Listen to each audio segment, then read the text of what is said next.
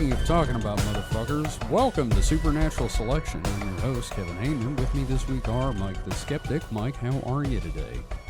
I'm okay after the discussion we've been having earlier. I think I'm as good as it can be. Yeah, now that's something that we'll talk about more when we get to... Can I give a teaser? Sure. The phrase monkey vagina was dropped, and I was told that if we were in the know, we would know what that meant. I am not in the know. I was not in the know until a few minutes ago. Yeah, there'll be more about this in 2 weeks. Yeah. So. Yeah. And we've got Mr. David Davis. David, how are you doing today? Doing well. I'm happy I brought up monkey vagina and that we're putting that out there in front of everybody. Oh, God. That's one of the most Discordian combinations of words I've ever heard. I'm going to say something terrible. What's that? Pussy's out for Harambe. Shut up. Hey, oh, my God. Hey, come on, Kevin. Equal representation. Okay, fair enough. But I also don't really want dicks out for Harambe either. Well, that's why I said pussy's out. Please cover your various and assorted down there. Bits out for Harambe. There you go. Bits out for Harambe. Bitcoins out for Harambe. No, never that. Never that. I'm surprised there wasn't like a Harambe coin that was... There probably wasn't. It probably failed like immediately. Yeah. I hope so. He deserves better. Yeah, I feel bad still. Yep. Well, it's him, that, and David Bowie dying put us in the wrong, in the worst timeline. So, I don't think they put us there. I think that was just because we're in a signpost. Those were the fucking Nexus events. I really got to get out of host talk because those two pictures are staring at me. Let me get the fuck out of there. Get back over to Weekend Weird. Speaking of, it's the Weekend Weird. And we're going to be throwing some stories out there. Now, David, I know you don't have X this week, but I'm excited for what you've got in its place. Yeah, so, we'll bring that up towards the end. Yes, absolutely. But I'm going to go first because I want to get it down there for real this time, unlike Distraction Hall, where I said you were going to go first, and I just started talking. So I'm going first, and I'm going to start talking. Mm-hmm. Now, this first story I have is from WAPT 16 ABC here in Jackson. It's some local news. Now, it's actually from back in February. It does not list the author of the article, which I hate that they do that. Mm-hmm. But it's interesting. Title is, This Day in History, Madison County UFO Sightings Remain Unexplained. Witness describes 1977 experience, which I feel cheated that I did not know about this shit. I did a whole episode about the Pascagoula abduction in 73 or whatever, and never knew there was one literally in my backyard. Oh, wow. See, Madison, we live in Hinds County, and like literally right above us is Madison County. Yeah, to the north. And let me tell you, Now, are there any bridges over in Madison County? There are, and they're in just as bad a shape as the ones in Hinds. I was making a reference to Yeah. Yeah. Now, Okay. I know what you were doing. Mm-hmm. So, Flora, you're not ready for my bullshit right now. I am suffering tonight, so sorry if I'm short. So this is Flora, Mississippi, which is in Madison County. One of the most famous UFO sightings in the world happened in Mississippi, and I'm going, is it? Is it really? That's kind of like, trumping up your own stuff there. Mike's over there dying, don't worry. But, seriously, I consider myself in the know on this whole UFO thing. You're an ufologist? I'm not a ufologist, but I'm a ufology researcher. You're a ufan? Is that French? No. Ufan. So, anyway, on February 10th, 1977, nearly 24 law enforcement officers witnessed a giant floating object above the tree line in a cotton field off a rural Madison County road near Flora. Now, Madison County is very rural to this day. Like, once you get out of Madison itself, it suddenly becomes, just rural as fuck. Yeah, So, like all the areas surrounding Jackson are very rural. yeah, no, I mean, like, I knew an artist up there. He converted his barn into a art studio. So, Oh, neat. yeah, had a wet bar, too. Anyway, a former deputy who said he saw the UFO told his story to 16 WAPT News. The deputy wanted his identity to be protected, so for this story, we called him Joe. All right, I get to do a voice.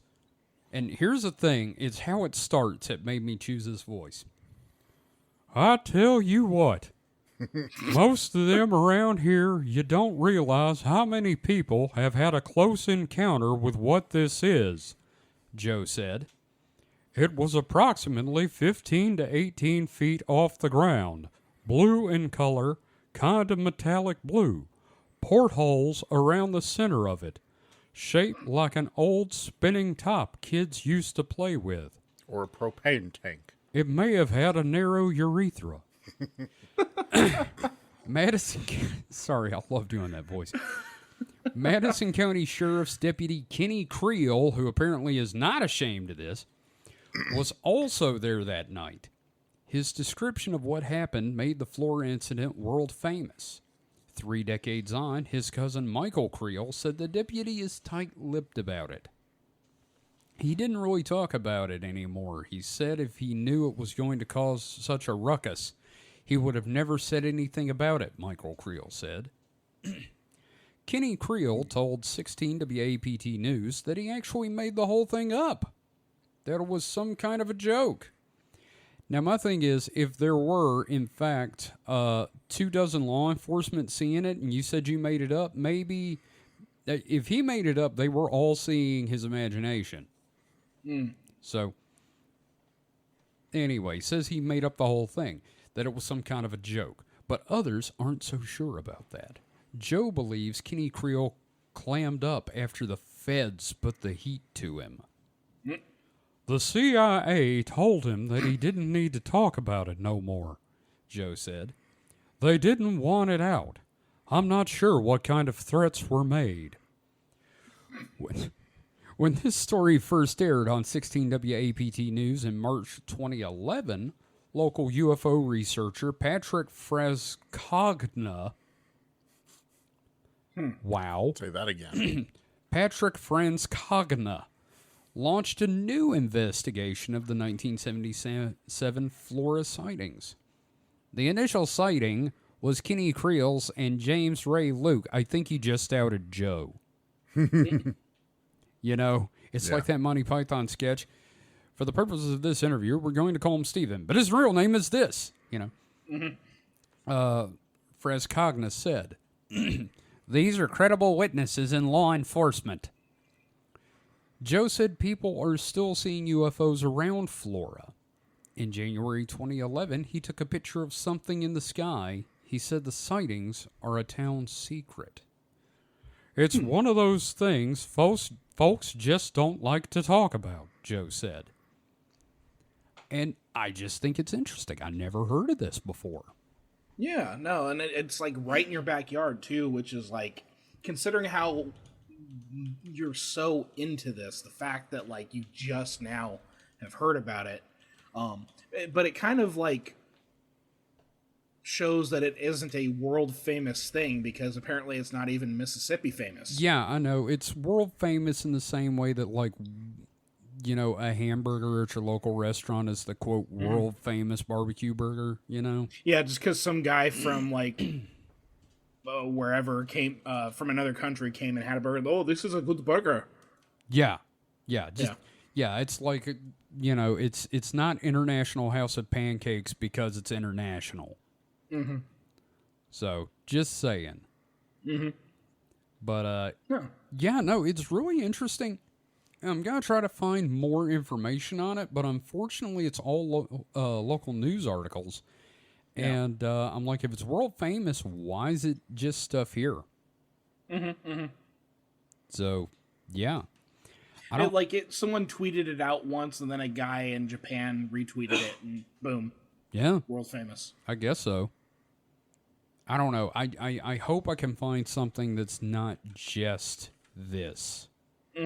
So, yeah, there's something from the History Channel, but in the Google results, but then it turns out it's not actually about this at all. Well, and here's the thing. This is a kind of minor, this is like a footnote in a chapter. Yeah. You know what I mean? Like, there's not a whole lot to this one. Like, it's exciting for Madison. Sure. Yeah. But yeah, if in the grand scheme of things, like in a UFO book, this is like a footnote. Like, there were several sightings in Mississippi, and that's about as much as you get. Well, let me tell you something. I've got the UFO Encyclopedia by Jerome Clark, author of Unexplained. And it does not mention the Florida UFO anywhere in it. And it came out around 2000. So, yeah, I don't know, man. It's a weird one. If I find more information, I'll bring it to the show.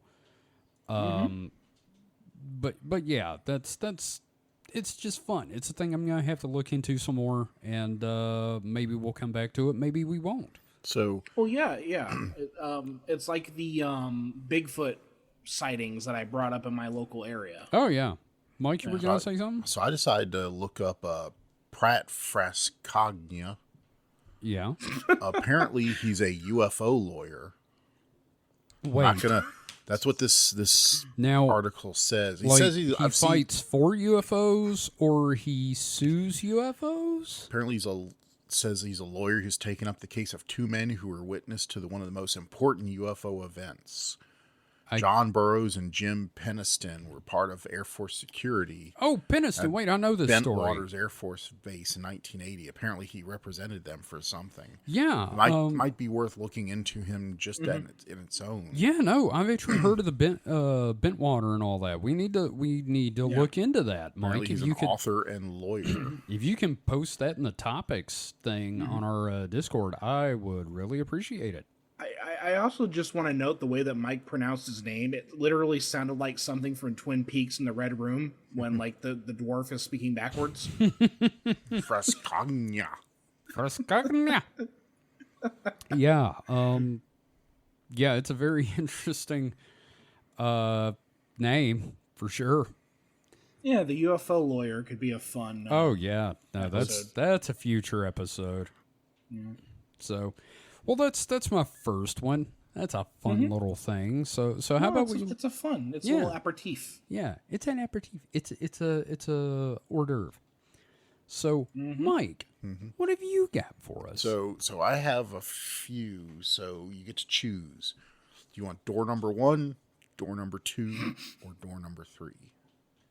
Oh, we're getting the Monty Hall paradox now. Can I go with door number 2? I'm going to say door number 3, so then Mike has to choose. Ooh. No. I'll just do number 2 and then number 3. Oh, okay. So that's your 2. Unless either of you want to change your guess. Wait, now. I'll take what's in the box. Yeah. Do you want what's in the box? Or do you nothing. Absolutely this nothing. This is Monty Hall door problem. Yeah, no, sorry. You're so stupid. Had to get our UHF reference. So. Oh, God. So let's go with number 2, Mike. So number 2 comes to us from CNN via Slashdot. Man, that just kills me. Slashdot is still a thing. Yes. Yeah, in fact, just several of my stories usually come from there because that's one of the few news sites I actually still go to. Yeah, Mike never left. Yeah, even though my karma there is bad, apparently. Well, if you'd stop posting dick pics. Oh, yeah, I guess. But this report first on CNN. U.S. is receiving dozens of UFO reports a month, senior Pentagon official tells CNN. This was published on October 18th. So I'm just going to say, duh. But yeah, go ahead.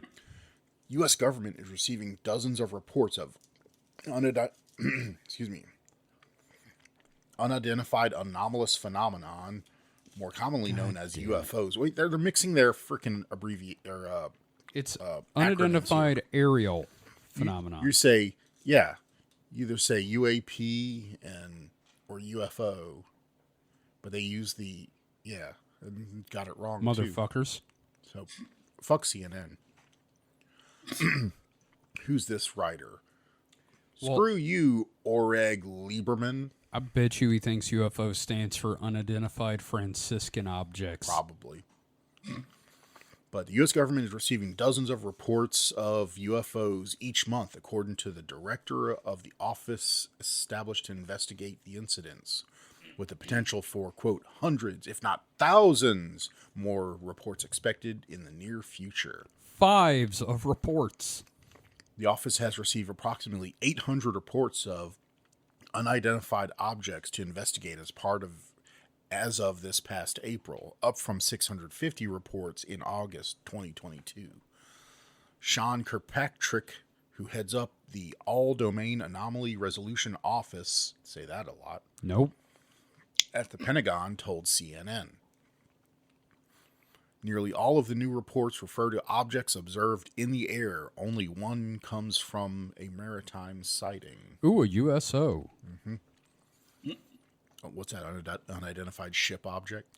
Submerged. No, that was still in the air. Oh, well, yeah, I guess it would be not in the air. Okay. Yeah, USOs. Look it up. Yep. I was thinking they were saying it was just sighted at sea, but yeah. The vast majority are benign objects, such as balloons or drones, but some may be the result of America's adversaries trying to spy on the U.S., says Kirkpatrick. Including the Greys. And, Turkmenistan. Sure. Quote, there are some indicators that are concerning that it may be attributed to foreign activity, and we are investigating those very hard, said Kirkpatrick, speaking exclusively to CNN ahead of the release of the annual report on unidentified aerial phenomenon. See, okay, they said aerial, not anomalous. This guy sucks. Yeah. The report released on Wednesday said the object sightings may represent an issue for flight safety. Most sightings and observations comes from near restricted military airspace, the report found, likely a result from the additional sensors and radars around the facilities. A portion of the increase in reports comes from the Federal Aviation Administration, which monitors airspace around U.S. airports, starting to provide the information to the Pentagon. So I guess they just weren't talking to each other before about it. I guess. Well, I mean, that was part of the whole, because we've covered the congressional hearings, and that was part of the thing. Like, the right hand doesn't know what the left is doing, and there was a lack of communication, so. Yeah. About half of the reports contain enough data that they can be ruled out as, quote, mundane things, such as errant balloons or floating trash, Kirkpatrick said. But 2 to 4% are truly anomalous and require further investigation.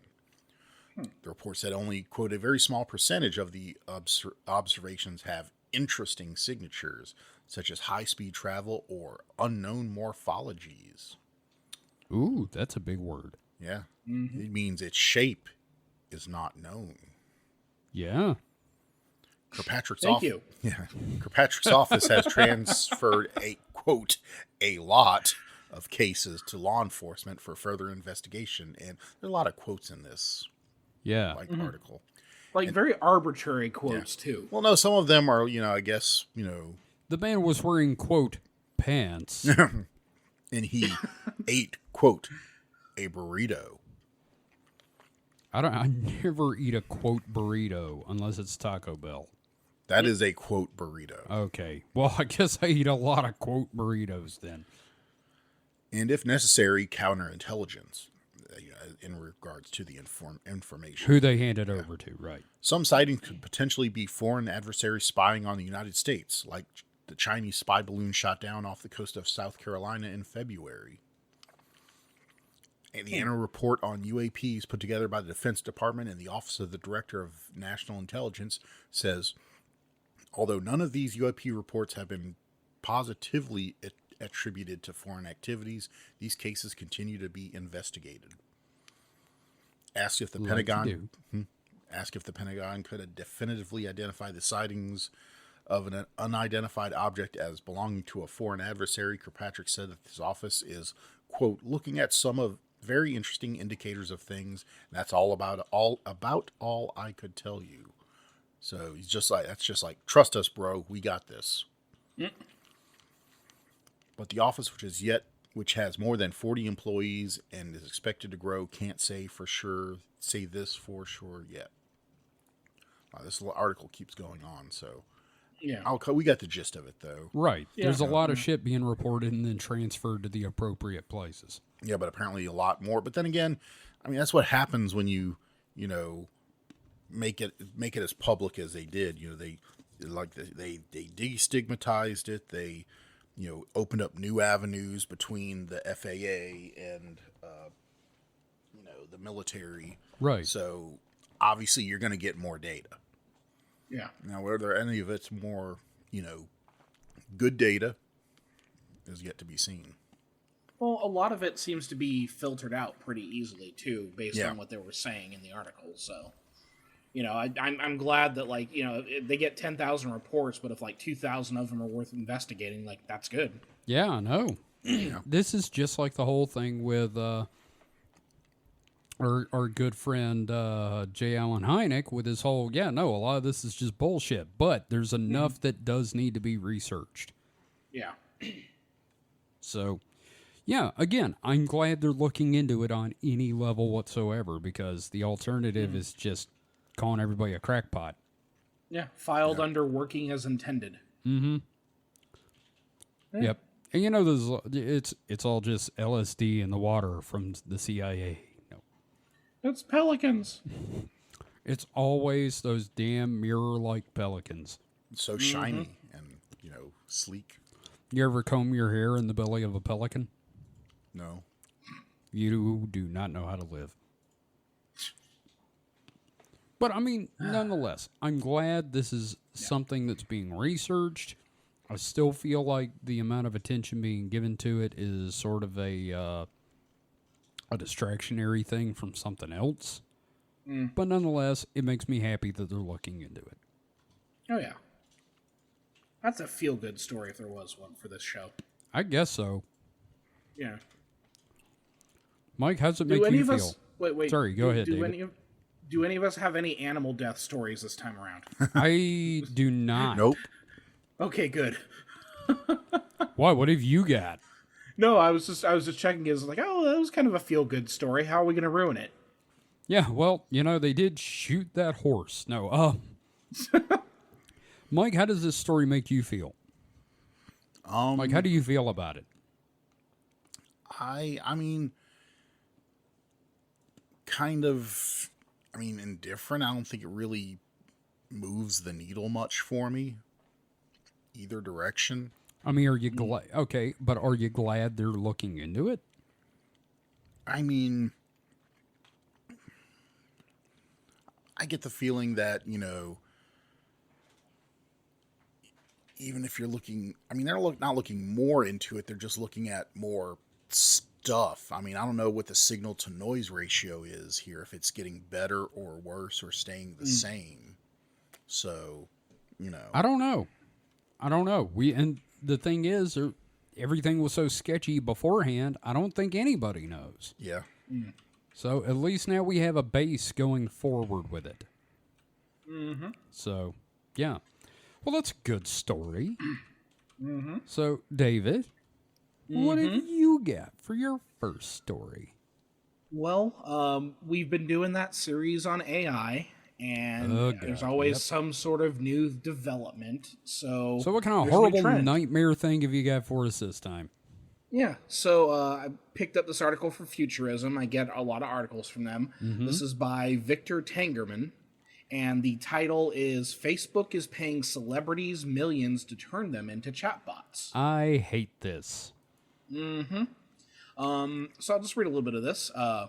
Facebook's parent company, Meta, is paying celebrities millions of dollars to let it turn them into silly AI chatbots, and to be honest, we're still not entirely sure why. As the information reports, one unnamed celebrity got as much as $5 million for a mere 6 hours of work to be turned into one of the AIs. Last month, Meta CEO Mark Zuckerberg announced the chatbots, which are based on the personalities of celebrities including Kendall Jenner, Tom Brady, YouTube creator James Mr. Beast Donaldson, and TikTok star Charlie D'Amelio. Or Emilio. I hate it. I don't know. I I don't understand fucking hate TikTok, it. so I refuse to correct myself here. That's fine. As of right now, they're limited to text only, but according to Meta's onstage demo, the company is looking to have these faux celebrities speak with users through video as well. But what does Meta get for its millions of dollars of investments? Besides, who exactly are these chatbots for? Zuckerberg, for one, is convinced of the tech, telling The Verge last month that there is a, quote, huge need and that, quote, people want to interact with Kylie, referring to Keeping Up with the Kardashian star, stating that, quote, it'll be fun for consumers. No, it won't. While Kylie Jenner isn't currently on Meta's list of celebrity chatbots, her sister Kendall Jenner is. Whether there's any truth to Zuckerberg's sentiment remains to be seen, and given the reactions so far, which have been mixed to say the least, the feature could turn out to be nothing more than a short-lived and ill-advised attempt to cash in on the current hype around AI. For one, the marketing has been nothing less than confusing. Oh, you were going to say something? I was just going to say, the only thing I want done with the Kardashians and the Jenners is to have them launched into the sun. Instead of explicitly selling these AI personalities by using their real names, Meta has given each chatbot an altered moniker, perhaps in an attempt to preempt any potential defamation lawsuits. Jenner's chatbot is called Billy, for instance, while Brady's assistant is called Brew. Okay. All right. So then what's the point? Right. Yeah. Why? Why even? Billy even got her own Instagram account. So Billy being Jenner, introducing herself in a perplexing video that may or may not have been the product of generative AI itself. I kind of want to pull this video up. Let me pull it up so that way you guys can check it out as well, because yeah, this is a weird one. There we go. So yeah, it'll take a second to play it. All right, this is the Instagram link. It's weird. Okay, I'm going to turn the volume on, and we're going to hear this live. Yeah. Okay, hang on one sec.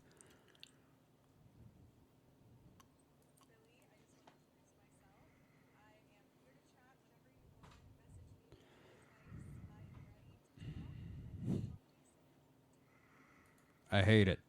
So it looks like a hostage video for one. It really does look like there's terrorists just off camera with a gun. So and the motion is the other thing that's throwing me off. Like, I get why people are saying this might be like generative.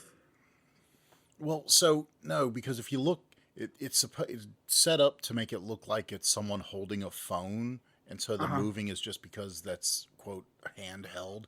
But that's stupid because, you know, it's why would you, there's no real camera, so why would you have to fake it to look like, you know, well, handheld. I'm also talking about her motion. Well, yeah, but as well. But the whole thing shifting around in the frame because it's supposed to be handheld. It comes back to my my hatred of lens flare in like CG movies. Because lens flare is just an artifact of camera lenses, ergo lens flare. Right. And adding it, look, I did my lens flare crimes. Okay, I've come out the other side, and I will, die on the hill that lens flares are unnecessary and bad. All right. You know what I'm talking about, Kevin, right? Star Trek? No. Oh, Coda's World. Coda's World. Right. Yes. No, Mike definitely I used a lot of lens flares. Discovered the Photoshop lens flare tool and put it everywhere because I thought, then this looks great. I can do an effect and it makes it look awesome, and I don't have to. No, it looks terrible and it's bad. Yeah, there's this one page in particular, it's got like 90 lens flares on Okay, that it. was but- in a that was supposed and to that be in was a the club. first time. No, not that one. I meant the one at where they first get the Yippee Globe Worlds. That was only like 3. Yeah, it felt like more. There Though. was a lot more in the club scene. Yeah, okay? no, but that wasn't a club. So But yeah, no, lens flares should die in a fire, and so should any other. what's that, J.J. Abrams? Any other like. I hate it. Yes, I hate it, but I also hate the kind of the. I don't know if this would exactly be skeuomorphism, but the conceits of trying to make it look like it's a handheld thing when it's created so you could make it look like it's set on Mars and shit. Just these people have no imagination. Yeah. So do we think that's actually her, or do we think I think that's this like, is her introducing it. This is actually her. No, I think this is like they had her record a bit and they used AI on it, and it just basically it did the thing where it changed the mouth movements Well, and made. She's probably saying just some other stuff. Here's the thing. It would help if it wasn't her, because I don't think she's human to start with. She's definitely so it's not. hard to say. She's definitely artificial in a lot of ways. So, let's continue here because there's some interesting stuff here. Quote: chatting with me is like having an older sister you can talk to, but who can't steal your clothes. The bot wrote on videos. But she will steal your boyfriend. The eerie clip didn't hit the mark, with confused commenters calling it, quote, so creepy and, quote, honestly scary.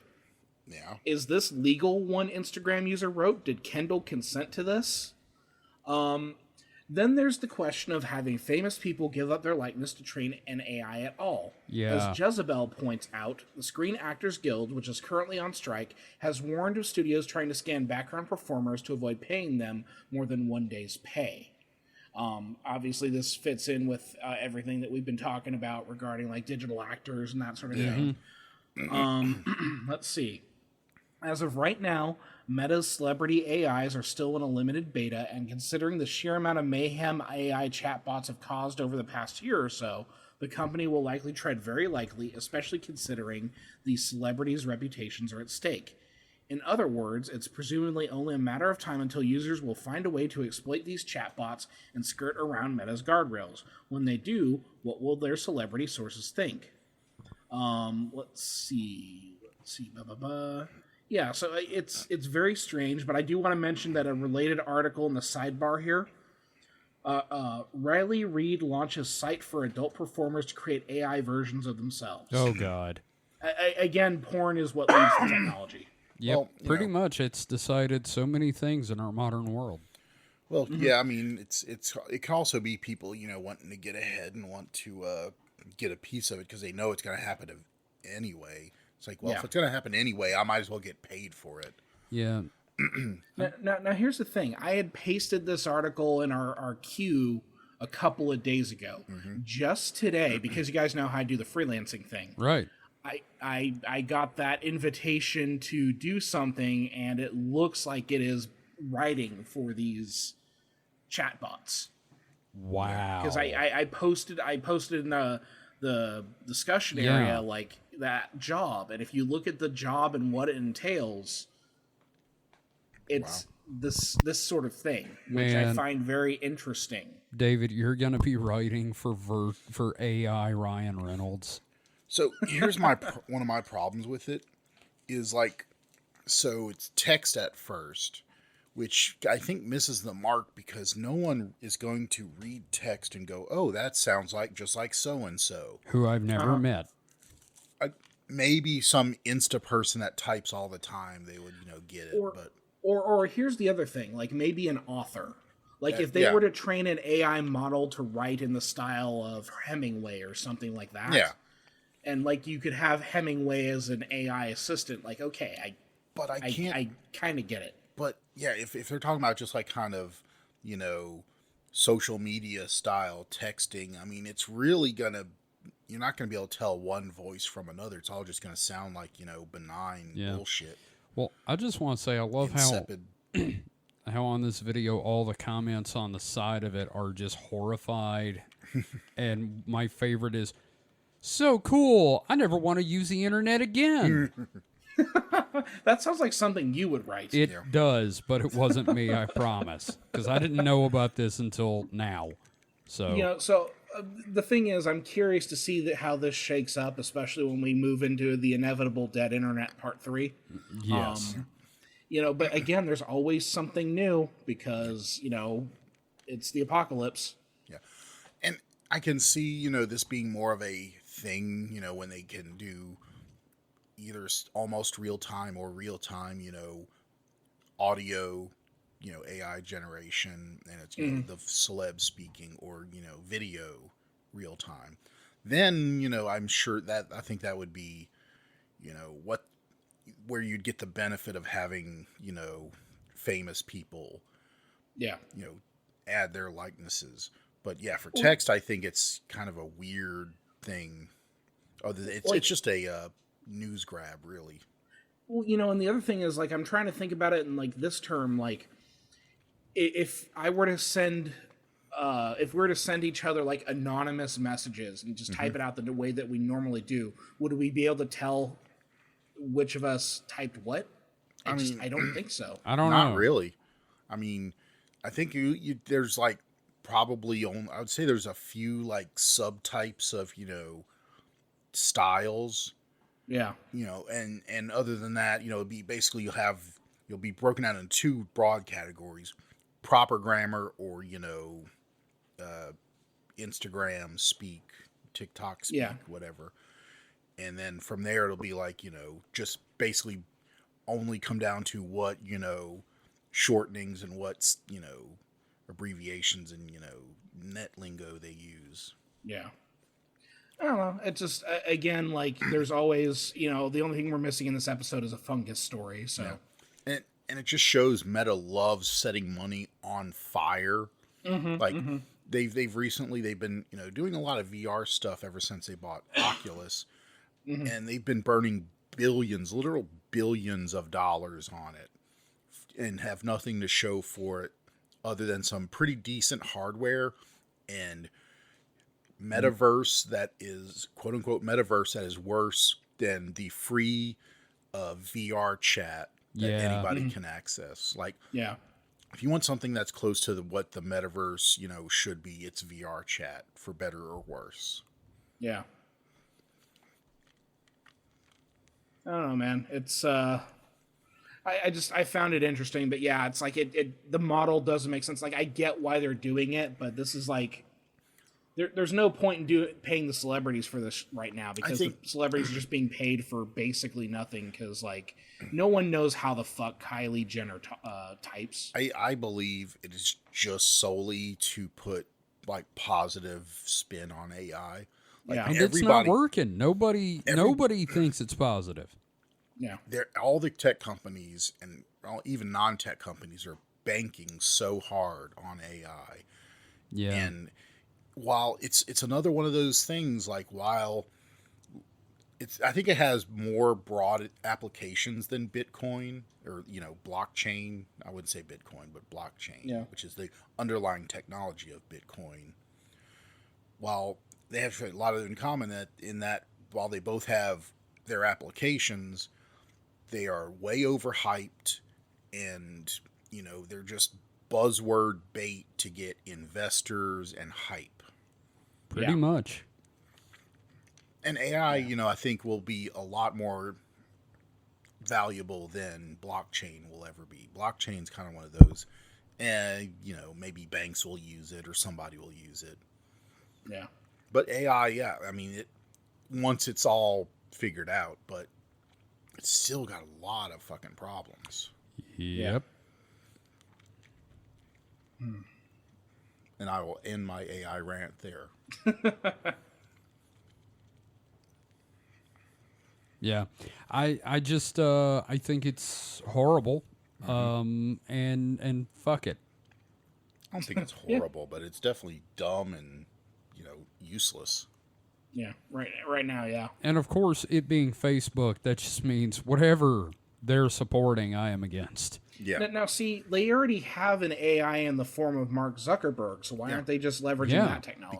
Because this is the false flag to, pull attention away from Zuckbot 9000. Oh, speaking of, you know how everybody always like colors him and says he's Data from Star. I don't think he's Data. I think he's lore. No, Yeah. because he doesn't have enough emotion. He'd be a lot more fiery and passionate if he was lore. Okay, B4. Yes, he's more B4 There we than go. Data. Yeah, the Lenny of Mice and Men version of Data. Zuck wants to pet the rabbits. Yes. Anyway, so thank you for that, David. Once again, you have made me horrified of the future. So we're going to take a quick break, and we will be right back with our next set of stories and some other fun stuff.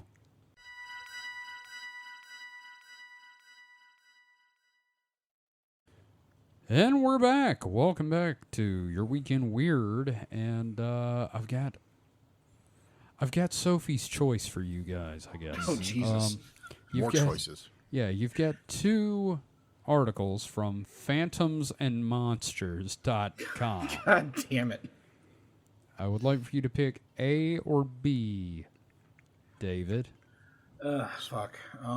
Let's go A. A? All A right. for asshole, because you're an asshole. Okay. Well, your two choices were black-eyed kids shocked gas station attendant in Northeast Louisiana, which is A, so that's what we're doing, or the night they came for me, abducted by the men in black. No. So, black-eyed kids. No, it's Black Eyed Peas. Kevin. That's No, the band. Mike. Now, we've talked about the black-eyed kids before, haven't we? Yeah. Okay, a little bit. Yeah, I think it was off the rack assholes, because they are kind of an extension of the Men in Black. Yeah, little pale kids with jet black eyes that are creepy as fuck. Anyway, you'll see what it is. A person emailed David Schrader of Darkness Radio, which that's a hell of a name, about something bizarre they saw several years ago while working at an out-of-the-way gas station in rural Louisiana. I gotta pick a voice for this one. It was about 3 years ago, in November 2012, when I was working. It's always this voice, isn't it?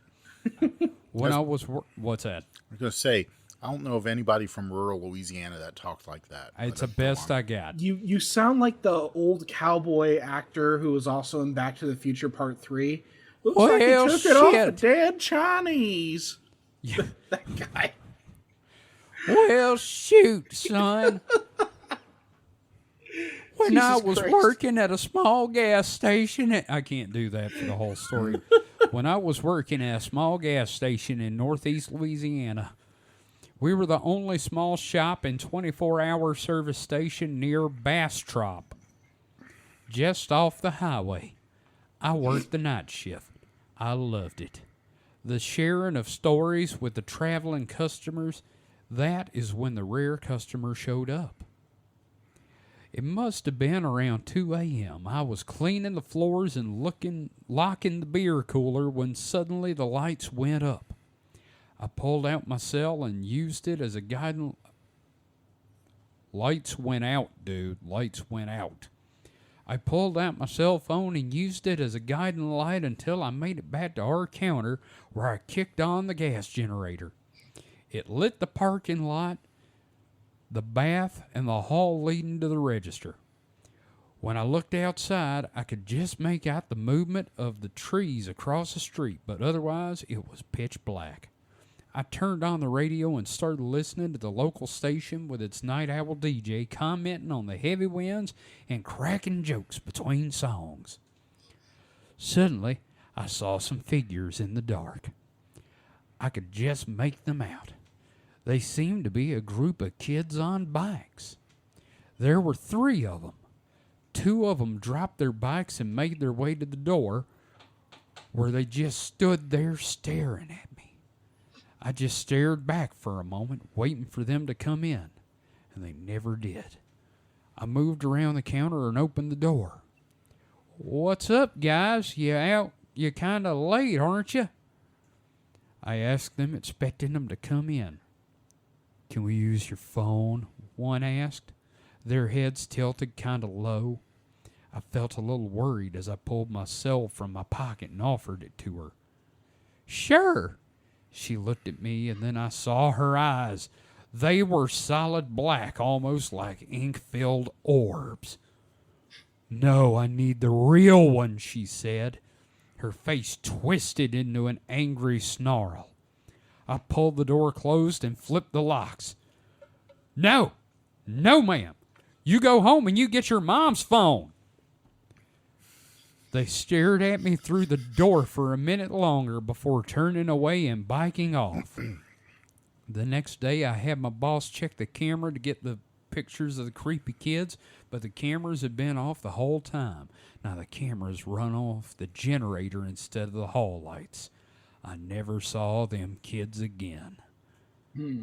So, some children were out in the middle of a storm and were terrified and asked to use your phone, and you said no. This just sounds like the next season of Stranger Things. You're a dick, dude. But Kevin, their eyes were black. With the power out, their eyes were black. Just that. They could have been malnourished. Okay, sure. Or they could have just gotten just makes it out worse. of being trapped in mud like that poor girl in the photo. But I don't think that happened. Their kids, their eyes are really small, but it's dark, so their pupils were really dilated. So Oh, they were like those big-eyed kid paintings. yeah, or the little figures that have the kids, and they're just big doe eyes. Precious moments. Yeah, They're precious moment kids. There we go.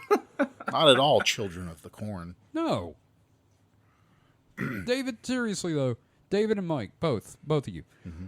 What would you do if you actually did run into something like as described as a black-eyed kid, Jet black eyes, super pale, wants to come in, can't come in unless you invite him like a vampire? I mean, I've seen enough J horror to know to stay away from the pale kids. That's fair. Mike? I've been in enough public schools to know you stay away from the pale kids. Mike, we were the pale kids. I know, and I know to stay away from me. Okay, that's fair. You just can't keep your hands off you. Yeah, no, especially as a teenager. Yeah, that's terrible.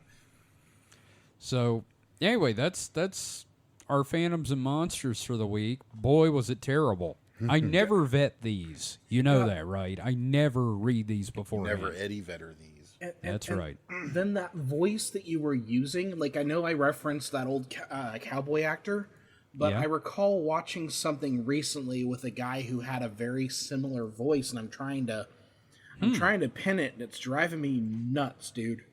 Well, son, maybe you'll figure it out soon. That was Pat Buttram, by the way, was that actor. Right. The cowboy. This was a more current... Oh, yeah, no, I understand. But, oh, God, now that's... Like, I told you about the time I was, like, trying to remember a fucking movie for, like, 2 years, and it drove me nuts. Wow, So- yeah, been there.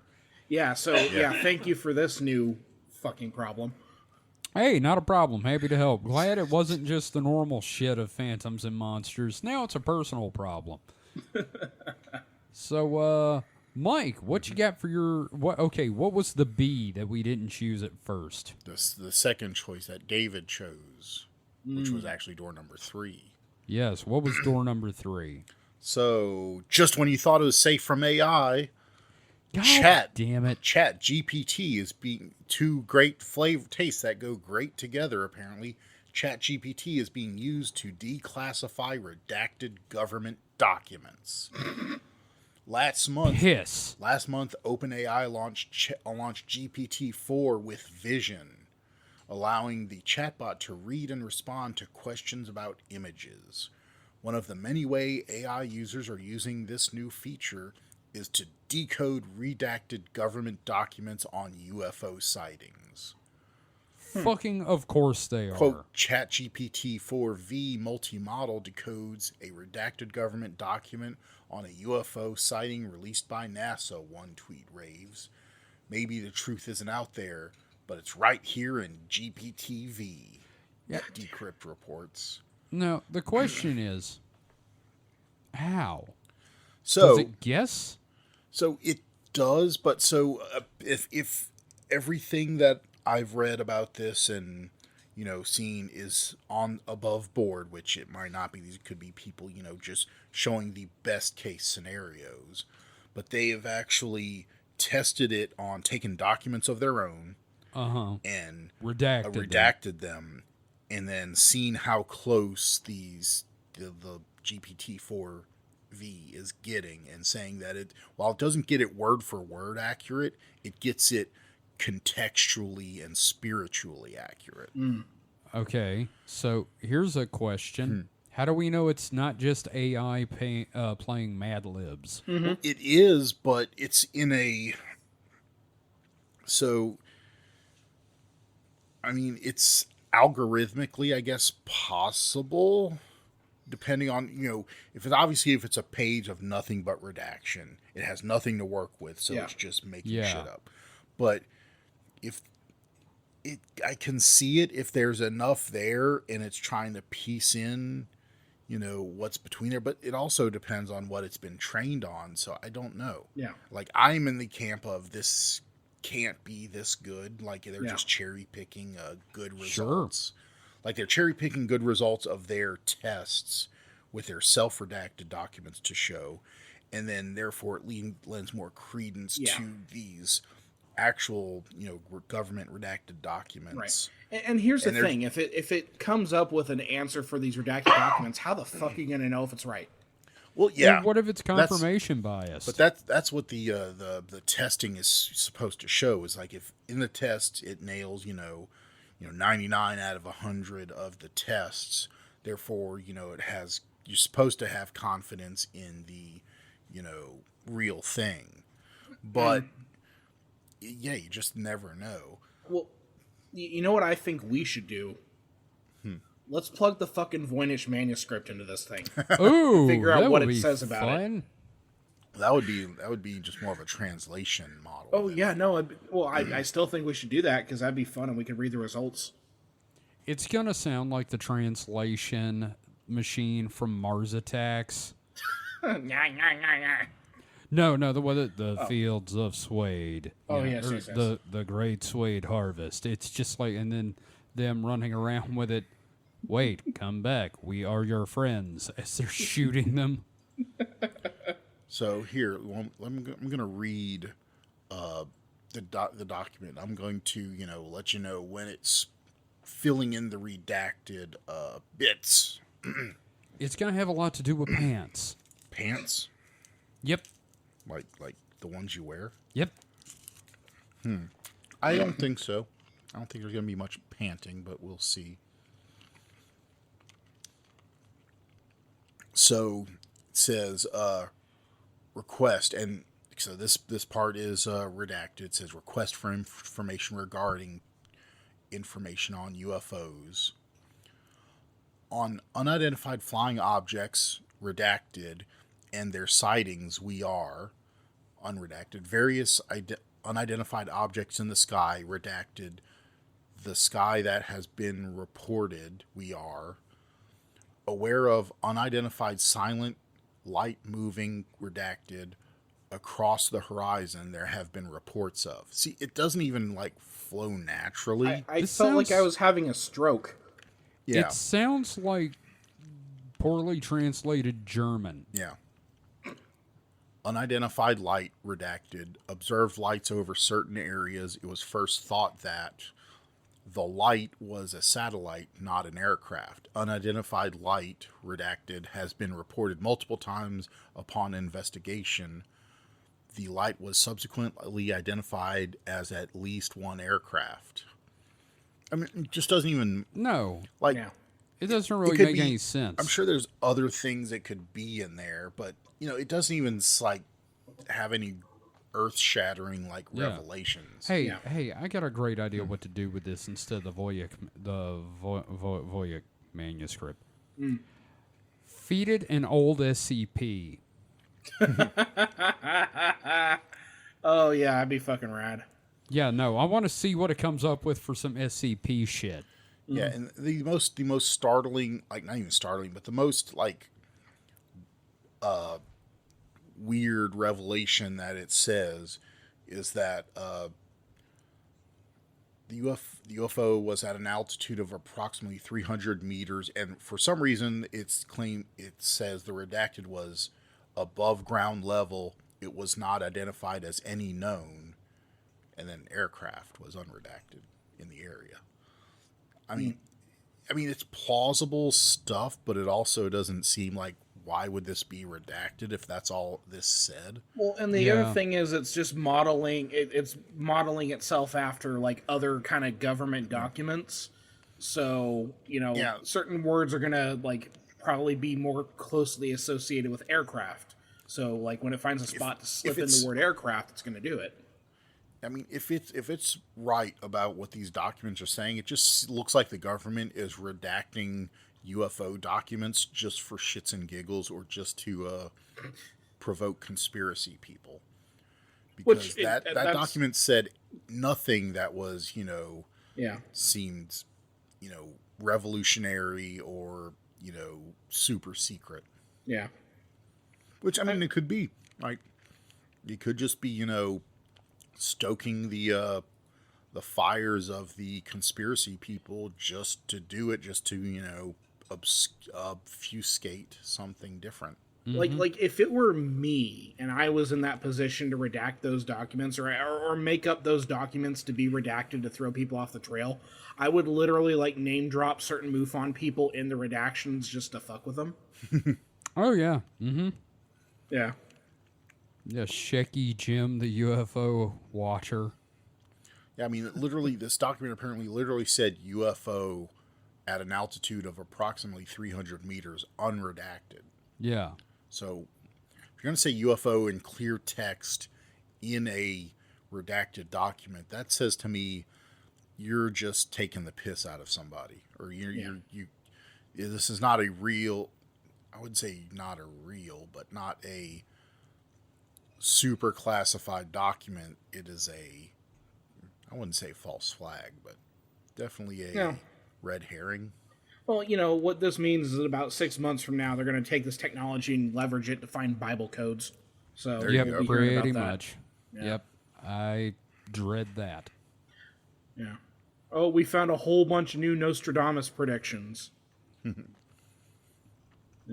That's what they should do. Make AI figure out what the fuck Nostradamus was on. That would be fun, is to just fuck with the AI and make it make Nostradamus predictions. Oh yeah, that'd be great. We like maybe next week in Weird I can put together a few of those and we could just critique them. Oh, dude, Quatrain Bot would be awesome. Yeah, you could give it like the complicated instructions of need a quatrain that references 9/11 and has Obama in it. Yep. Yeah. Yep, there you go. Continue on wherever Nostradamus left off. When did he stop? Like, what supposedly, according to Nostradamus heads, thousands of years in the future. Oh, so they just keeps going forever. Okay. Yeah, we did 2 episodes on it. I think it went to like the year 6000 or something. Yeah. It was just some information I've heard a billion times before, and apparently I just let slip out of my brain because No, well, it's cool. In all fairness, Mike tries to dump this stuff so he doesn't turn into us. Exactly. No, but I'm also thinking like making a Nostradamus quatrain bot. That might be one of the most evil things we have ever come up with. Oh, like it morally really wrong. It's not even morally ambiguous. It's just morally wrong. Yeah, like literally evil. Yeah, okay, that's fair. Jesus Christ, what's the matter with us? That's bad. But worse would be making it a QAnon bot. Yes, Yep, QAnon bot. Yep, that's true. So, I'd rather have Quatrain Bot than Q bot. Yeah, so the Slashdot article ends out with some other ways users are using GPT-4V include deciphering a doctor's handwriting, understanding medical images such as X-rays, and receiving analysis and insights for specific medical cases. Wow, that sounds like a bad idea. Oh, yeah. Providing information about the nutritional content of meals and food items, assisting interior design enthusiasts by offering design suggestions That's a bad idea. based on personal preference and the image of the living space, You should put cow carcasses all over the living room. and providing technical analysis for stocks and cryptocurrencies based Oh, on screenshots. Fuck off. You deserve all the gain. If you lose. listen to the droid, fuck off.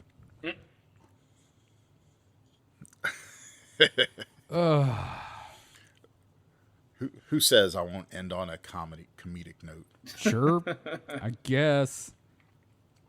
Oh boy.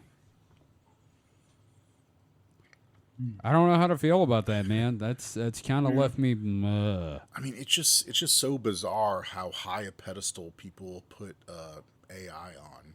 Yeah, I don't know, man. I mean, I don't even trust people. You think I'm gonna trust a AI? I mean, it's so like it reminds me a lot of the GPS thing where people were just driving off of closed bridges because, or even non-existent. And that bridges. was like in the UK mostly. Yeah, I mean, it happened here too. I've heard Sure. U.S. stories, but doing it just because they're intrinsically trusting the AI, not AI, but GPS to, never steer them wrong. It's like, use your own fucking eyes, people. So I have like a Chat GPT tab on like Opera. Like it's just a feature that's baked into Opera now. And Yeah. I literally write a quatrain in the style of Nostradamus about Joe Biden. And God. it gave me, in corridors of power, a figure stands, Biden, a leader with age-worn hands. Through challenges vast as path unfolds, a tale untold in history scrolls. So I think we could probably have a lot of fun, like, Oh God! putting this thing through its I paces, don't know dude. if I like it, but I don't like it. But let's do it. I'm sorry, I just had to try that, because Yeah, that's, sure. that's That's awful. Yeah. Yep. Nope. Next, you got to do one about Musk. Oh God. Next weekend weird, we got to have one for Musk. Yeah. Well. Here's what we'll do. We will ask the listeners who are in the Discord to give us suggestions for Nostradamus quatrains. Yeah. Ooh, that's a great idea. Yeah. So. So before we move on to your story, David, I just want to say I've got Reddit open in the back, and I had been scrolling, and I just pulled it back up, and it's in r/brand new sentences, and the sentence is Taylor Swift is already a jihadist. So, yeah, I just want to get that out there that's a thing. Apparently, she's a billionaire now too because of her concert movie. Well, good for her. Good for her. Good for her. Well, good for her, because she was one of the first to renegotiate with, was it the Writers Guild? Like, the strikes happened, and she almost immediately, like, renegotiated and approved a contract. Admittedly, it was a little self-serving because, it was made sure her movie came out on time, but still. Still, I mean, she did the right thing with it, though. Yeah. What's really fun is watching the TikToks of Swifties losing their minds in the movie theater. I haven't watched it. Yeah, no, it's fun. It's like if you've ever seen a religious experience. Yeah. Yeah, I've seen holy rollers and snake handlers. It's like that, but it's all Swifties. Yeah. No judgments. I'm happy. No, for no, them. we've got a coworker that is a huge Swiftie. Hey, there's no bad blood here. Swifter? Get it? Swiftie. Swifter? Would that be a male Liter a cola? Yeah. No, it's like the difference between a trekker and a trekkie. What is the difference? Trekker is what they used to like to be called. Trekkie, they were offended by. Now I don't think it matters. I think it's because most of the people that were pissed at being called a Trekkie are dead. True. Because I was like, yeah, I'm a Trekkie, cool. Hell yeah. And now we're the older gay statesmen. So there you go. So David, what have you got for us? Okay. So I got this one from Gizmodo by Passant Rabi. NASA is struggling to open its asteroid sample container. God damn it, the garage door opener's broken. I keep thinking, like, what if whatever's in there doesn't want to be left out? let out. Sure. But here we go. And I remember hearing about this a little bit ago. About a month ago, pristine samples from an asteroid landed on Earth while enclosed within a tight capsule. The sample container was designed to keep the main chunk of the asteroid safe during the journey through space, but now teams at NASA's Johnson Space Center are struggling to open it to get at the space rocks. For the past week, the curation team of the OSIRIS-REx mission has been having a hard time opening the TAG-SAM head, a round sampler head at the end of an articulated arm on the spacecraft that was used to grab a sample from the asteroid. TAG-SAM standing for Touch and Go Sample Acquisition Mechanism, is where the bulk of the asteroid sample is, and it is therefore being carefully handled by members of the team through a specialized glove box under the flow of nitrogen to prevent contamination. Quote, after multiple attempts at removal, the team discovered 2 of the 35 fasteners on the TAG-SAM head could not be removed with the current tools approved for the OSIRIS-REx glove box, NASA wrote in a blog post on Friday.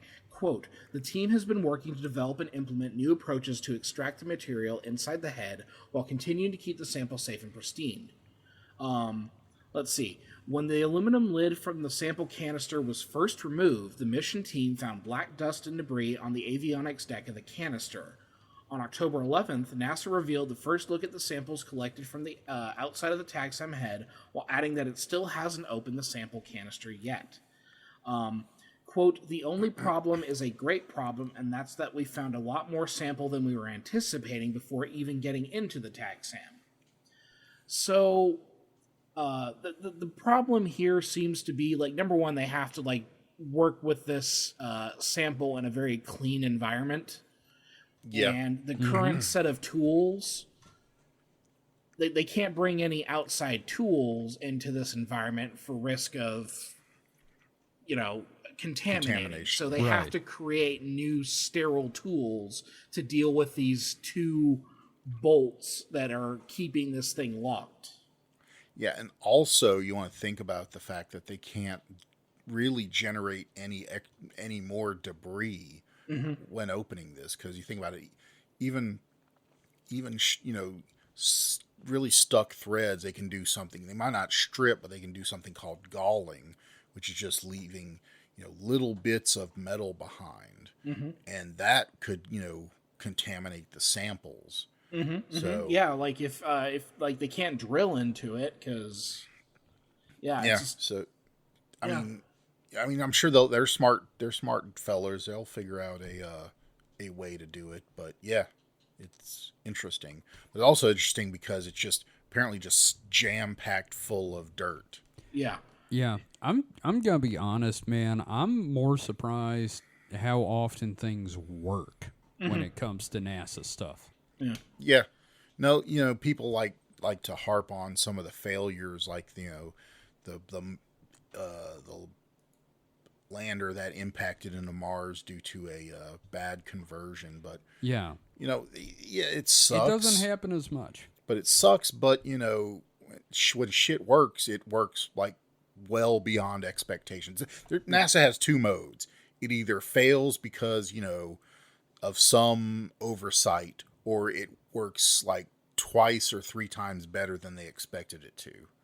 Yeah, so like that's the update that we have. That was Monday, so they're probably still working on this. You don't want to rush that. I'm just trying to think of like what kind of, like, that has to be kind of a fun job at this point for, also very nerve-wracking because like you don't want to be the one to fuck this process up, but the puzzle solving seems interesting to me. But also kind of like same thing with the astronauts. The great thing about that is the person holding the tool probably doesn't have like all the pressure on them because all these procedures have been approved by higher ups. Yeah. Right. So like when an astronaut goes on a spacewalk and does something on the ISS or something like that, they're going by a checklist, and NASA and the ground mission control is telling them step by step what to do. Yeah. So if something fucks up, it's not really the astronauts' fault because Unless they accidentally let go of a tool and it floats off Oh, into yeah. space. I mean, but other than that, it's been so meticulously thought out that it's they've tested it. oh yeah, every procedure is something some people don't think about. It's like every procedure that's ever done through NASA has been done in simulation. Like there's somebody that's taken a mock-up of that thing, Probably taking it into the tank. yeah, done that. If it's done in space, it's been done underwater in a tank by someone in a space suit to see how well they can do it. And they've probably done it like 3 or 4 different ways and times, just so they can tell the person on station how they should do it. Mm-hmm. So I'm sure with this, there's probably a dummy of this, container, and someone is like, they probably like rolled the bolts in dirt and put them in, gotten them to stuck, and they've been figuring out the best way to take those bolts out. Yeah. And for it being 35 of these like fasteners and only 2 of them giving them the problem, that's still very impressive considering that the thing had to pick the fucking sample off of an asteroid. Yeah, I know. The hard part's done. Yeah. Yeah. And it might not even be dirt. It may just be what's known as vacuum welding or something similar to that. So, metals on Earth, you don't think about the fact that metals on Earth, they form an oxide coating because of all the oxygen. So when you touch 2 metals together, and you could take 2 pieces of metal and rub them sensuously together, and they don't stick because they have this oxide coating that just does not want to stick to each other. But in the vacuum of space, if that somehow that oxide coating gets like abraded away or rubbed away due to vibration, well, that completely virgin bare metal to virgin bare metal can just stick together. Like it becomes, one metal, just like if you welded it, because that's all welding does is gets the metal hot enough to where it removes that oxide layer and the 2 metals can just join. Now, Mike, how do you know this? This is what I appreciate. Like, I absorb this stuff. Like I watch a lot of stuff. I don't think you understand how much shit Mike has watched over the years about science and space. And vacuum welding was one of those things that apparently back in the early days of spaceflight was considered a bigger problem than it's turned out to be. Like people were thinking, just like with the atomic bomb where they thought, it was going to like burn up all the atmosphere. They thought any metal sent into space would immediately just stick together like glue and never be separated. But it's not so bad. But yeah, this could be an issue of that, like just some part of the threads through jostling. And like, is it 32 bolts you said? Mm-hmm. Or 35. 35, 2 of 35, just by random chance of enough vibration to where just some of the threads galled enough to, become welded. That's my guess. Mm-hmm. Because these are, I'm walking back my guess of the dirt, because these are bolts that were not removed until, were put in on Earth and weren't removed until they got back on Earth. Yeah. Right. Nerd out done. Yeah. No, like that's great. And I recall earlier today we were having a discussion in the Discord about you not being prepared for things, but I'm like, no, there's always a Mike Science moment that I try to put into the script. And so that's why I always try to pause in my shows. Mm-hmm. But I mean, like we appreciate you. Even without planning, way more than both of us usually. I mean, no, because y'all know a lot about the esoteric crap. Yes, that will never be useful in any situation except this show. When is vacuum welding really going to become useful? I'm not going to space. I don't know. What if there's a state change in the atmosphere? I don't know. But yeah. Well, by going by that logic, what if an alternate dimensional portal opens up and magic becomes a reality? Then Kevin, and I am set, fucked. So. Yeah, we're cool. I'll be like coming each other. I'll be coming to Kevin and be like, "Hey man, how do I do this chaos magic so I can like go to work?" All right, first off, you get a piece of paper, you draw a sigil, then you come on it. That's pretty much the basics. There's gonna be a A lot of masturbation. I Wow, can't wait I'm till gonna- we actually start covering magic. Oh, God. Yeah, you know, funny story. This is unrelated to anything except that my therapist the other day was telling me about ways to self-actualize and put your will out in the world, and he got done explaining it, and I had to stop myself going, motherfucker, this is chaos magic. You literally just described chaos magic without the masturbation. I'm going to have to up my cucumber intake, aren't I? Yeah. You're Who gonna have to who drink. needs a psychologist when you've got Aleister Crowley? Yep. Bring him. Oh, God. Let's not go there. So, all right. Well, thank you for that, David. We just ruined it with masturbation and chaos magic. Science. Fuck science. So, we had a question. Well, do we want to do X or the one question we have? Let's do questions. Is it just the one question, or do It's we have one question. Because I know that I missed a week.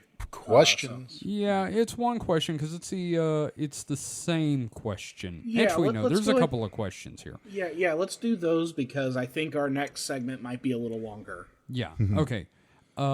It's Ghost Forge asking, what are the host's reactions to the Bees SCP? And he links to it. I read it. I read it a couple weeks ago, actually, and my reaction is, this should be SCP number tries a little too hard. Okay. It's literally just, but what if bees? But what if bees? But bees are. I mean, you could replace the word bees in this with cherry tomatoes, and it would have the exact same impact to me. Yeah, it's just a dude finds a journal with bees, and he just decides everything's made out of bees, including himself. yeah, And it happens to everyone. Isn't that the naked lunch? Fair. Yeah, the other thing is, like, because I do want to go back to doing some SCPs on the Patreon. Like, it takes a lot to make a good SCP. It does. And This is an example of trying too hard. yes, this is SCP number try too hard. Object class Euclid, I guess. Yeah. Well, and the thing, just to get into SCP theory here just a little bit, I think the reason, the best SCPs work because they do one thing. Like, so Dial a Llama, Oh, God, yes. or the weird vending machine, or even that statue where, Oh, the very first SCP. less is more. Yeah, Less where they is got the more with Weeping SCPs. Angels from. Yeah. Less is more with an SCP. Like, this is trying to put too much out there. Yeah, and I mean, it was kind of an amusing read, but eventually I was like, it's just bees. It's just this dude is bees. It's then not it doesn't in my explain it. canon. I'll tell you that. It's not in my SCP canon. This is not my headcanon, sir. Yeah. So Yeah, we got to do more SCP episodes because those we are always do. worth a laugh. And thank you for that, Ghost Forge. I don't think we're fans of it. yeah, not this one. We had one other question from the end of last month from Kick Acetron. And this is a great one. If you go there and look, is this a Proto Enrique or something else entirely? And it is a poster. Humanoid amphibian, Loveland, Ohio. It ain't easy being the Loveland Frogman. The Loveland Frog, also known as the Loveland Frogman or Loveland Lizard, is a mysterious humanoid amphibian that is said to stand roughly 4 feet tall. And here's the fucked up part. He is the mascot for our show, and we have not We've done never the covered episode on him. I know, and I thought about that the other day. I was like, God, we've actually got to do the Loveland Frogmen or we're not worth shit. It's the same reason why Disney doesn't make a Mickey Mouse movie, because there's so much fucking writing on it. Like, if that Mickey Mouse movie doesn't make $2 billion and it's not the best fucking movie ever, Oh, then they've they will have tanked failed. Mickey. Well, the other thing is, there's just not that much to the story. It's a one-off sighting. It is a what last podcast referred to as a single-use cryptid. It's seriously, businessman driving home in 1955 sees 3 frog dudes standing on the side of the road one of them pulls a magic wand out and starts sparking, and he guns it, going, "Fuck that."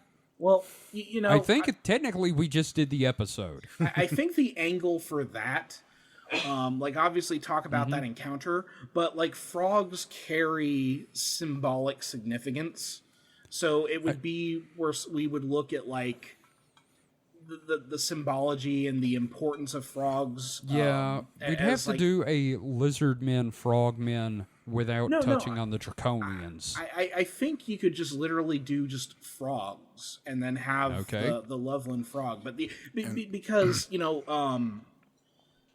there's a reason like that first major Hellboy arc was called the Plague of Frogs. There is like a Yeah, it's true. significance to frogs culturally around the world, and it's in the Bible. folklore. Yeah, so They're so- very transformative and very symbolic. fucking weird when you get down to it. Yeah. So you could do an entire episode on just weird frog shit, like Well, from history or Yeah. from art or literature, or in this case, the Loveland frog. So yeah, we can. Well, yeah.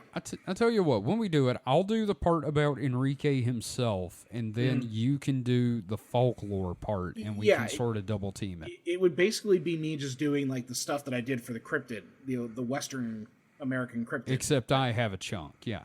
Yeah. So Right. I do And Mike, believe you that can there sit could there be and tell us we're full of shit. Well, I do want to say one thing in regards to like the internet in its frogs zeitgeist right now is frogs are so hot right now. They are. We've got a friend who has what Mike terms frog brain. Yeah. Yeah, like I mean, the frogs have just become like His thing. on the just in the internet in general.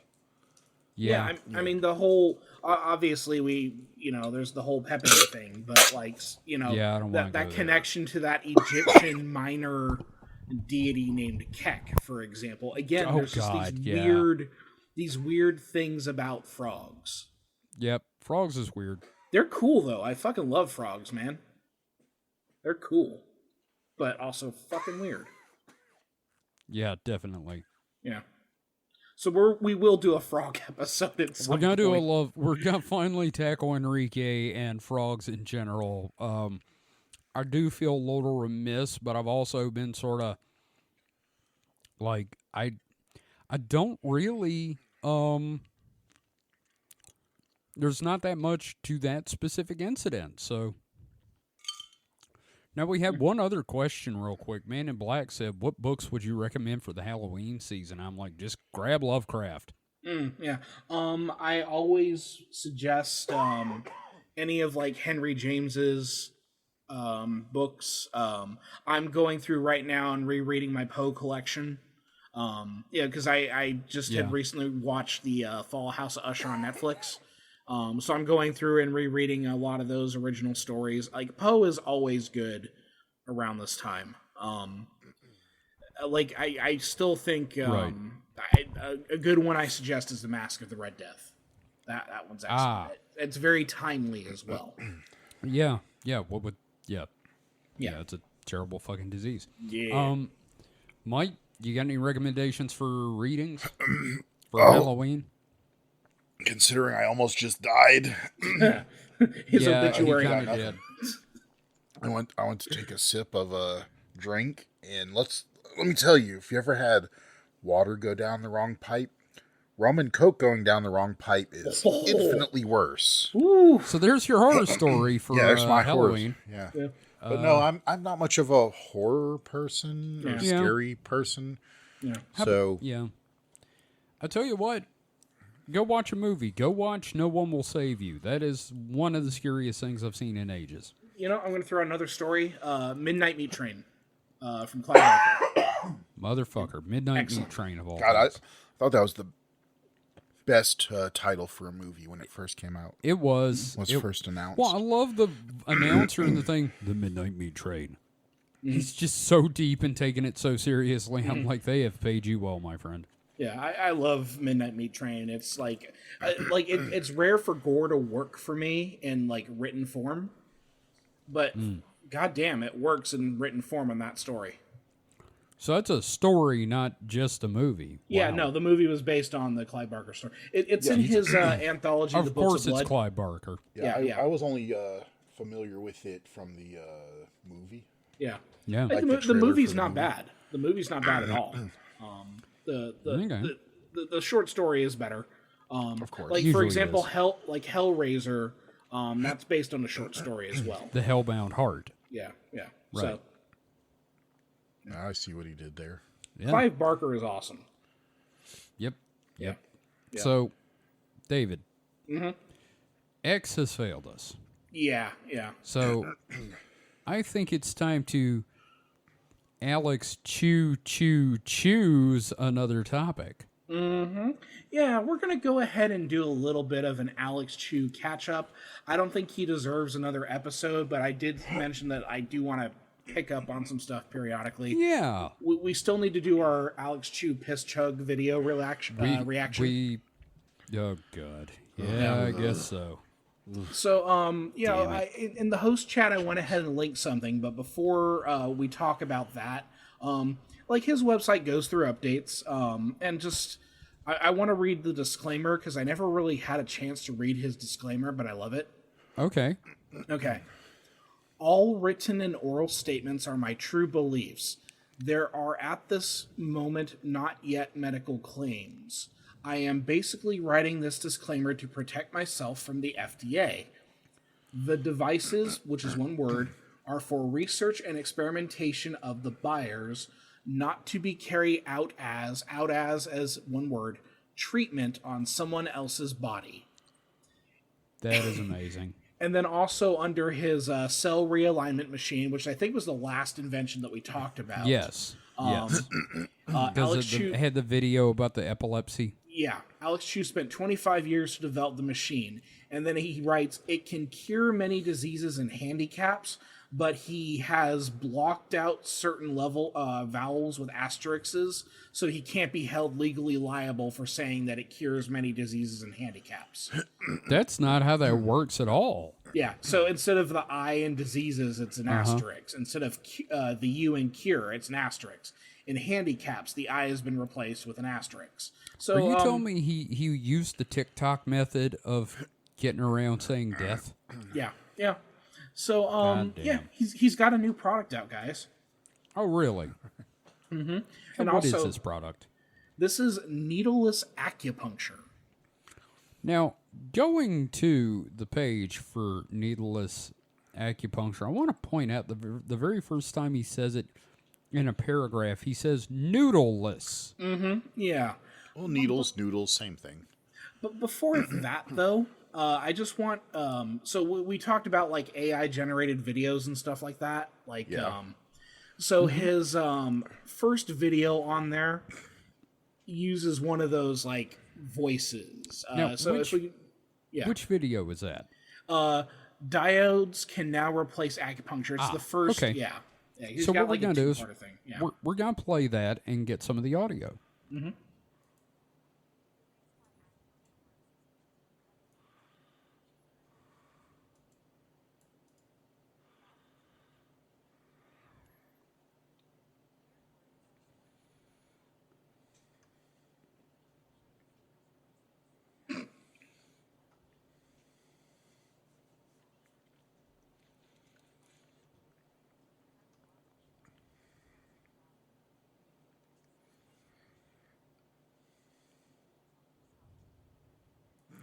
All right, you get that? If you stab yourself in the head with a needle, it'll fix anything wrong with your brain. Yeah, and we don't need to play the whole video, but like just No. so you hear like the artificial voice and everything like that. Like, there's not a woman in Alex Chu's life right now. And we'll God, get to no. that. Well, We'll get to there's that not when we, one. Yeah, There's not one that isn't a mannequin. Made of yeah. silicone. When we talk about his YouTube videos lately, we'll get to that. But so yeah, let's just go ahead and kind of go through because this is a short little page for his new product. Hey guys, get hype! It's a new Alex Chiu product. So Woo! Woo woo! yeah, so noodleless acupuncture technique was invented by Alex Chiu in around November of 2022. It produces just as much healing as acupuncture needles and is totally safe for anyone to use. Basically, you just tape a diode on your flesh with medical tape. Then lie down for about 20 to 30 minutes. You have to wear the immortality rings during the healing session. Look how he gets you. Well, he also is offering 2 free immortality rings if you tell people about his website. Oh, yeah. Yeah, right there at the top of the page, man. So, like, he just wants to help, man. Within a few minutes, you will feel pulsation in your flesh where you tape the diode. And the pulsation feeling means your cells are being realigned and repaired. I invented this because acupuncture needles are very dangerous if not used properly. And most practitioners of acupuncture are quacks. My God. Couple bullet points here. You can use this on the same area each day. With real acupuncture needles, you can't puncture the same area every day or you could cause harm to your nerve or organ. Your nerve. Singular. Or your only organ, or one organ. 100, like, okay. I guess because skin is an organ, I was just thinking, like, how deep are you putting those needles if you're piercing an organ? You know what I mean? I got my spleen. 100% safe for amateurs to use. Now, that's true because you're taping a diode to your face. And I did what's not an mispronounce amateur? Amateurs. Amateur? What's an amateur? He means armature. Oh. Now he, like, he obviously just kind of explained how it's supposed to work, right? Right. Now, but the next section is, how does this work? One day in November of 2022, okay, he's repeating himself here, I had this weird idea. I thought to myself, quote, how about taping a diode to my cheek in order to heal my eye?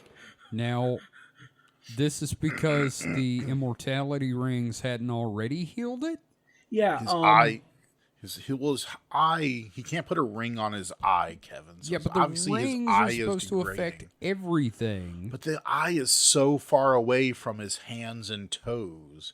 He had to think of a way to get that immortality energy to his face. Then why doesn't he just make an immortality nose ring? I know. Ooh, fair point. Immortality headband. So I bought some diode and taped one to my cheek. And guess what? It worked. I felt pulsation 5 minutes after I lied down. But how can this work? The theory is simple. Diode is a device which allows electrons to travel in one direction. So if you tape a diode to your flesh, it creates a flow of chi energy from one side of your flesh to the other side. I don't like him using the word flesh. I don't either. It's unsavory. Yeah. It's like, yeah, no, yes, it is bad. This is what acupuncture needle was meant to do. Acupuncture needle's purpose is to cause pain so your body will increase the chi flow to the puncture wound. When chi flow is increased, damages to nearby area will also be healed. So I don't know how often you guys have to use medical tape on yourselves, but after you put it on, yeah, it gets kind of annoying. Yeah, having experienced that. Oh, yeah, that's right. You know, having a friggin' hole in my neck.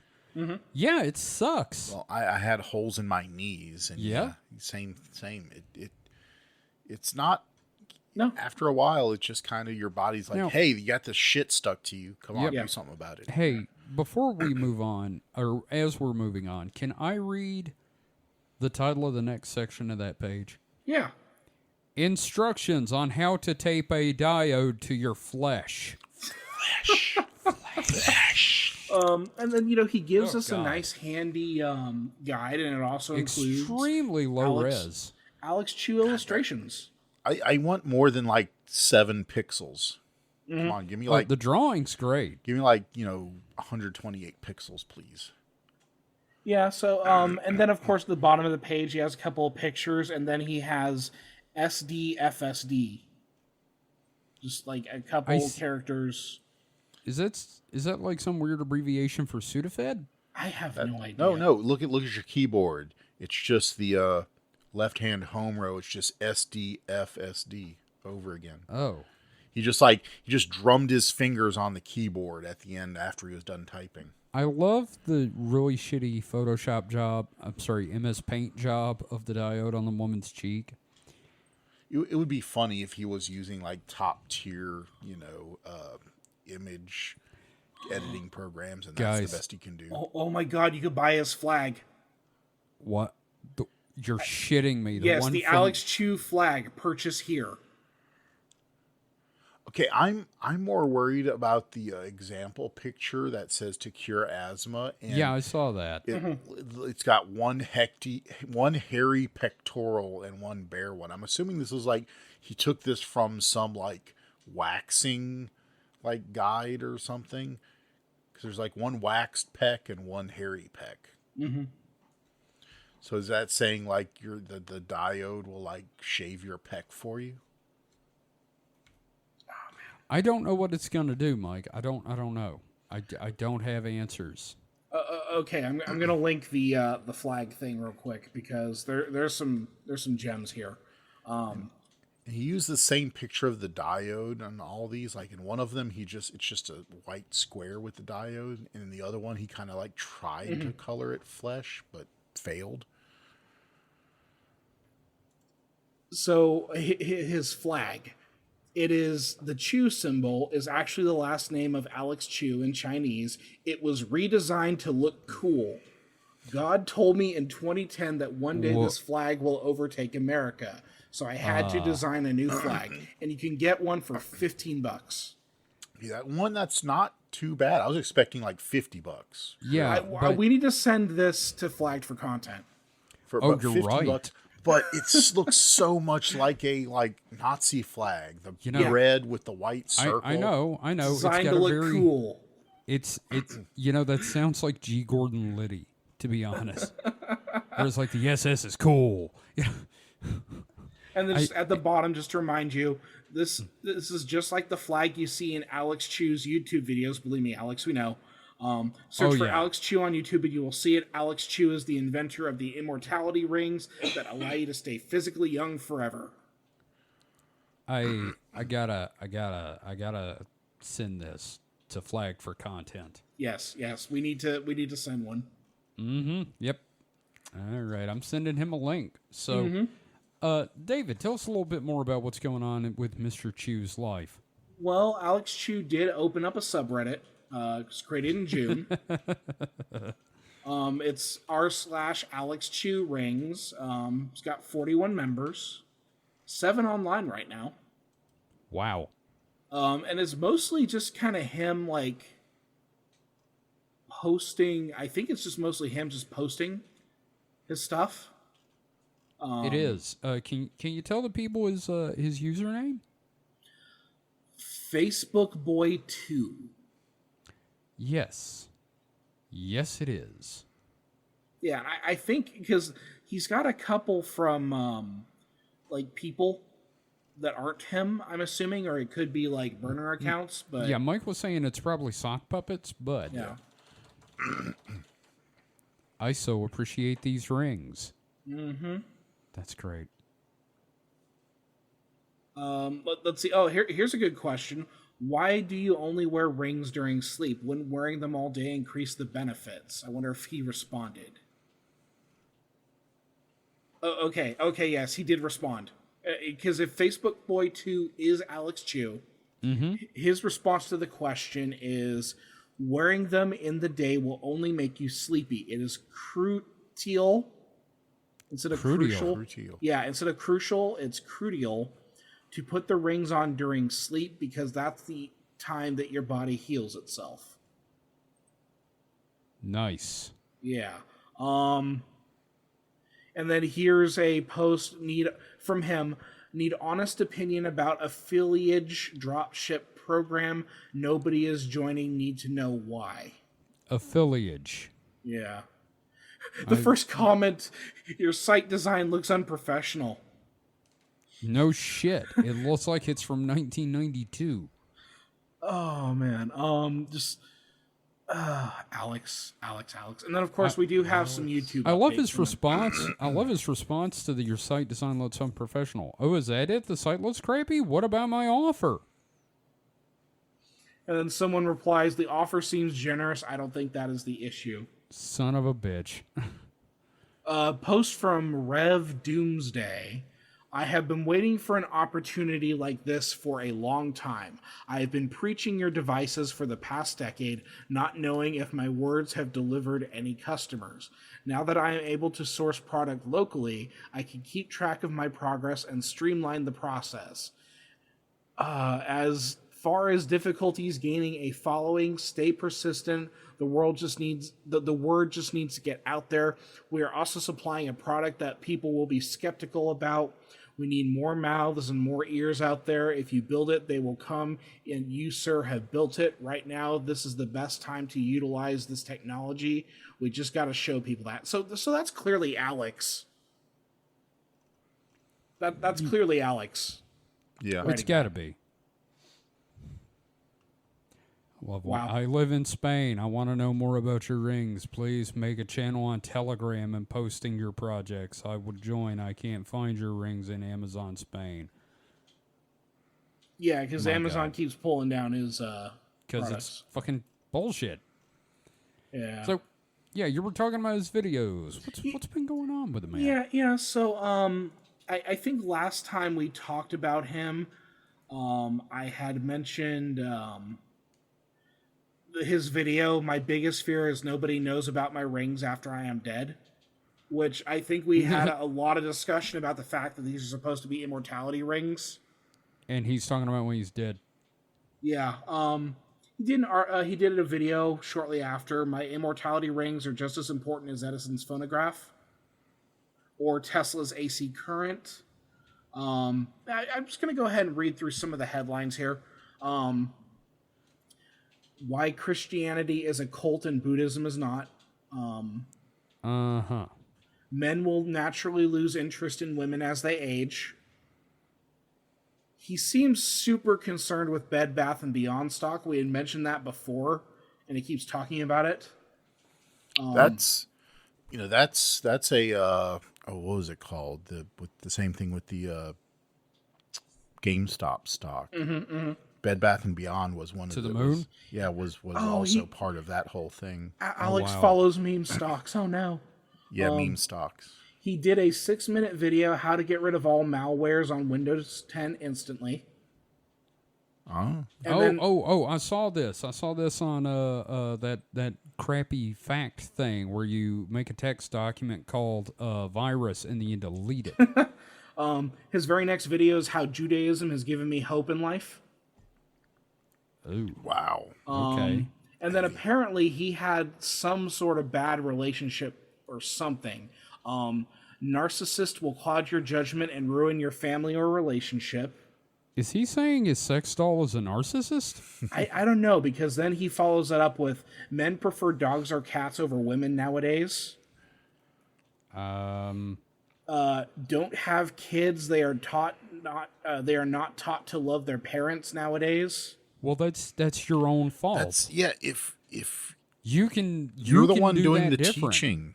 Yeah. He's been going through some family shit. I went to my cousin's wedding yesterday and saw my sibling rivalry. Okay. Let's see. 63% of men stopped dating because they bought sex dolls. I don't think that's true at all, in fact. You killed Mike again, David. Good job. I'm pretty sure. I mean, and what are you talking about? Like U.S. or worldwide? I don't know. I'm not going to watch it and give him the pretty view on sure that the one, sex doll industry isn't that big. It's hard to search for Alex Chiu on Google now. Well, yeah, it was always hard just because, you got to see Alex Chiu. And you got to remember how to spell his name, actually. Ooh, this sounds dark. Ooh, really? I am trying everything I can to sell immortality rings. No other way out. That sounds like a cry for fucking help. Does he have like gambling debts or something? Is he in hock to the mob? He's mentioned gambling debts before. Really? I was just fucking shooting in the dark here. That was just a joke. And then he announces his physical immortality Reddit forum. Please come. Then he made a video announcing his dropshipping service. Open your own Alex Chiu online store and earn hundreds every month. Then he starts a promotion campaign for his diodes. how the immortality rings can make you physically immortal, but he also talked about how like he's worried that when he dies that no one's going to remember him. I went to my cousin's birthday party last week. People are getting colder.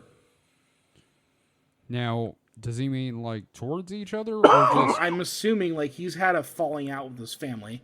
Probably. He did have an accident recently. I tripped and fell on concrete, and I am still fine thanks to the rings. So sure. I'm curious why he didn't parlay this newly discovered trick with diodes into like his own product he could sell, instead of like, you know, just telling people for free they could, you know, just tape diodes that cost like, you know, 5 cents each. He doesn't even mention a resistance value. Or well, no, diodes don't have resistance. I'm sorry. Yeah. But he could have like bought diodes himself and put them into a slick little package and like had them, you know, with, you know, some kind of like adhesive on there and sold them as like Alex Chiu's chi bands or something. Right. You just slap them on whatever areas you have. So, I mean, at least he's not charging for them. But he does say you have to have the rings. Well, yeah, and he makes like $219 on the immortality machine or whatever. Yeah. Okay, we've got a couple more videos to mention here. My family is so horrible, makes me so depressed. Wow. Jesus. Maybe they're just you know worried about him, and he's taking it as you know, criticism. Modern like, day you know, relatives are so cold; they are like total strangers. This guy needs a hug. Yeah, This guy needs some therapy. he does have some hot takes on current events. Oh, I bet he does. He always does. I don't believe E. Jean Carroll was sexually assaulted by Trump. Oh. Let's see. Israel-Hamas war was fulfilled. War fulfilled Daniel 9's prophecy. Prophetic dream. Civil war starts in March or April 2024 because of Trump. And then something I'm noticing on a lot of his videos, he's now putting thirst TikToks and editing them into his videos. What? Like when I say thirst TikToks, you know what I mean, right? Explain to me. So attractive women on TikTok, you know. Okay. Yeah. So yeah, he started like stitching these into his videos. A lot of it dealing with like dating or buying sex dolls. This is an interesting title. I went out with a girl last month. She brought her dad along. For protection. So he's, but yeah, like he's got a bunch of these videos where it's just like he's talking, but he's got like these thirst trap Instagram photos or God, that is videos creepy. Stitched in. Like he has some issues with women here. Oh yeah. He seems to be in a bad place, and I hope he's okay. I don't know that he is, but I hope he gets okay. Yeah. Men stop dating because they buy cheap sex dolls on eBay. So, have we had the used sex doll conversation? I think we have at one point. We that was in the very first episode. We did a lot of talk about him and his sex dolls. Yeah. So, he's going through an arc right now, for sure. Yeah, but it's like the arc that usually ends in someone being a serial killer. Yeah. Just kind of depressing. Kind of depressing. Oh, real damn depressing, dude. Yeah. I feel bad for him. Look, he's just on the spectrum, and you know, back 60, 70 years ago, they would take someone like him or me, maybe, because I probably in a similar situation with less, weirdness, and hook us up with their, ugly cousin, and we'd have like 3.4 kids. But that doesn't happen anymore. So what is 0.4 of a child gonna look like? It's the one that doesn't have anything just below the pelvis. It's the one that you keep in the attic. Yes. Now, 0.4 is just from the knees down. That's all you've got. Just missing a two leg. legs. It's above the. Okay, how about this? It just comes down to just above the navel. It's the Okay. fucking baby from Eraserhead. That's what it is. Yeah. or it just doesn't grow up very much, and it just stays about 2.5 feet tall. I hate this discussion now. Yeah. So, Alex is going through a little journey. I hope that know what? he gets to feeling better. I was going to say, I don't pray, but if you pray for him. Yeah, I want him to start make another device. I want to come back to this next year and be like, we got a new Alex Chiu invention, boys, get hyped, because that brings me joy. I hope it's surrounded stuff like just joined a gym. Yeah, I would love to see Alex, I just made some new friends, or I just joined a tabletop gaming group.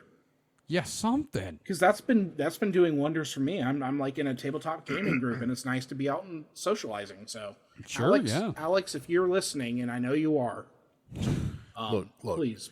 I mean, for our benefit, Play D&D. Yeah. If he does quote get better, it's gonna stop the fire hose of weirdness.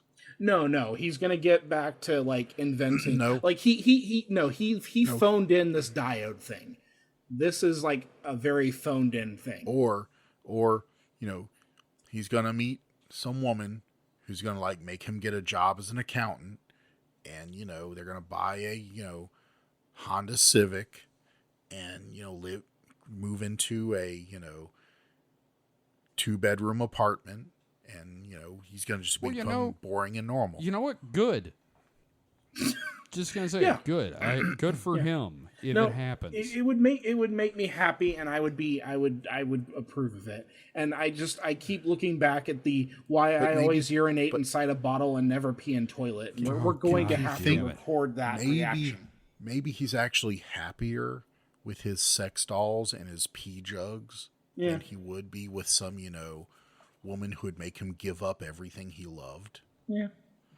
And he would do it because he loves her. Well, he does say that short men should just settle down with a sex doll. God fucking... Okay, we're done. That's it. I didn't say we're that. Done. He said that. Anyway, we're done. So, that being said, have we got any plugs real quick? Yeah, I actually, for a couple months now, I've been writing some articles for a website called Character Hub, about character design and that sort of thing. And the articles are finally out. It's at characterhub.com/blog. And I have an article, for example, about how to do shape-driven character design. I have an article that's 1001 character traits. I have another one that's 101 Dungeons and Dragons character concepts. And that sort of thing. So if you're interested, if you're a creative sort who wants to learn about drawing or writing and working on original characters, check that out. Check those articles out. And then also try to sign up for Character Hub, because you can post art there and people like it, and you can organize stuff. It's fun. I like it. I've enjoyed working for them. Right. I'm not only writing for them, I'm also one of the users. So, right. Yeah. Well, that's awesome. I'm just gonna say, listen to this show or I'll steal your lunch money. Mike, you got anything?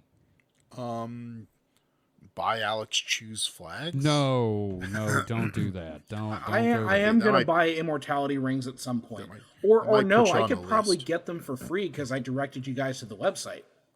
Yeah, I think you might have to. I don't know. Do you have to approve the affiliate? Well, you send them the episode. Yeah, all the free advertising. Oh yeah, just ignore all the other commentary about his personage and his dalliances and what else he does. Mm-hmm.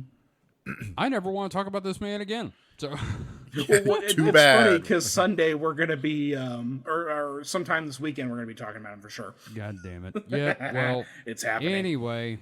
So we will see you guys next time. So don't forget, you can find everything you need to at supernetpod.rocks. That is a link to our Discord. Our every episode is up there. There's a link to our Patreon and our store, which we should have some new designs coming up in the next week. Yeah. Yeah. All right. We will see you guys next time. So until then, stay safe and stay frosty. It's going to be Goodbye. spooky. Spoopy. Alex Chiu loves you. And we love Alex Chiu. No, we don't. Oh, we do. We've done 2 episodes on the guy. Mild infatuation, maybe. Sure.